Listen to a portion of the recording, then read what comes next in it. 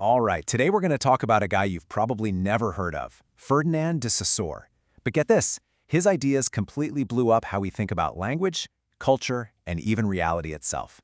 And it all started with a question that sounds incredibly simple but is anything but. No, really, just stop and think about that for a second. When you hear the word tree, how does that collection of sounds in your ear connect to the image of a tall, woody plant in your head?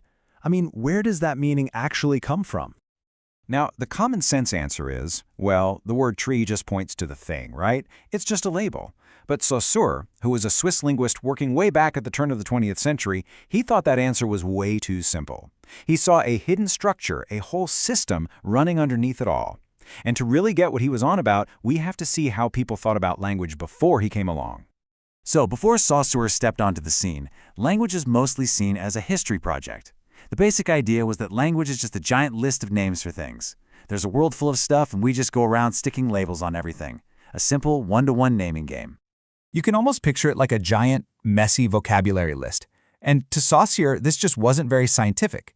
He was convinced that just looking at words as individual labels missed the most important part, the underlying system that holds the whole thing together and makes it work. And this is it. This is his big revolutionary idea.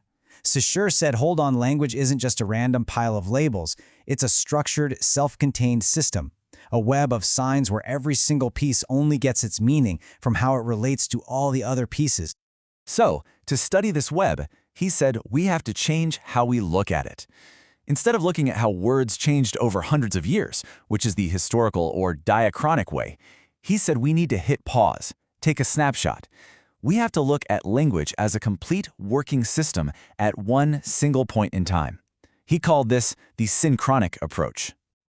Okay, so if language is a system, what are its building blocks? What are the atoms of meaning? For Saussure, the answer was the linguistic sign. Now here's where it gets really cool. The sign is not a word pointing to a thing in the real world. For Saussure, the whole thing is psychological. It all happens in your head. The best way to think about it is like a coin. It's got two sides, and you can't have one without the other. Let's use our tree example to break down that coin. One side is what he called the signifier.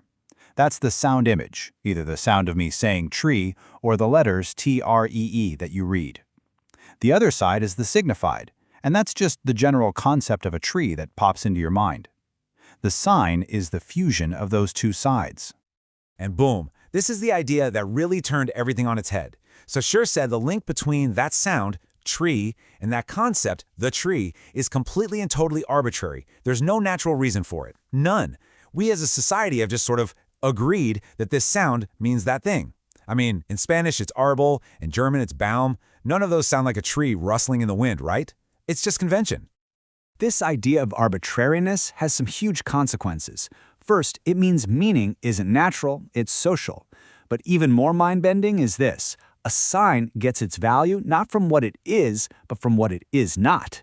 The word cat means cat because it doesn't mean bat or mat or car.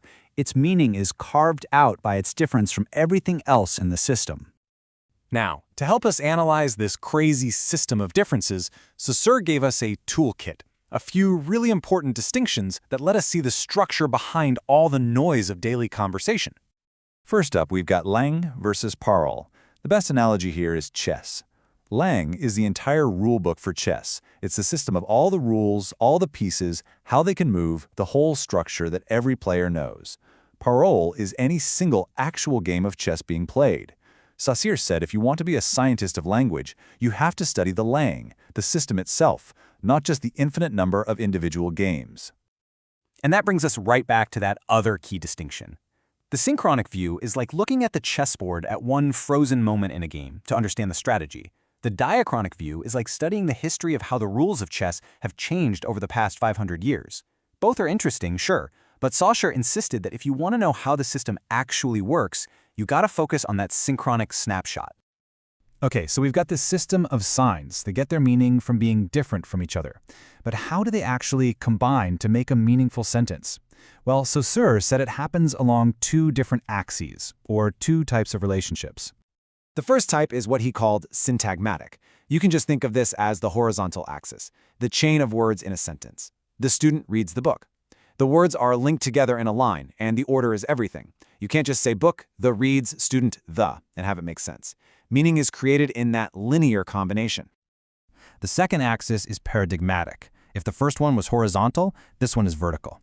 It's about all the choices you could have made at any point in the chain. So for the word reads, there's a whole vertical stack of other verbs you could have slotted in there. The student writes the book, buys the book, loves the book. Part of the meaning of reads comes from the very fact that you didn't choose any of those other options. It's a beautiful system of combination and choice. So why are we talking about all this old linguistic theory? What's the big deal today? Well, because a bunch of other thinkers had a massive realization. Saussure hadn't just given them a key to understanding language. He'd given them a master key to unlock all of human culture. His work pretty much launched a whole intellectual movement called structuralism. You had anthropologists like Claude Lévi-Strauss analyzing ancient myths as if they were a language. You had Roland Barthes looking at fashion magazines and ads as systems of signs. They all took Saussure's toolkit and started hunting for the hidden lang, the secret grammar underlying all sorts of cultural stuff. So when you boil it all down, Saussure's real legacy is this. He gave us a method.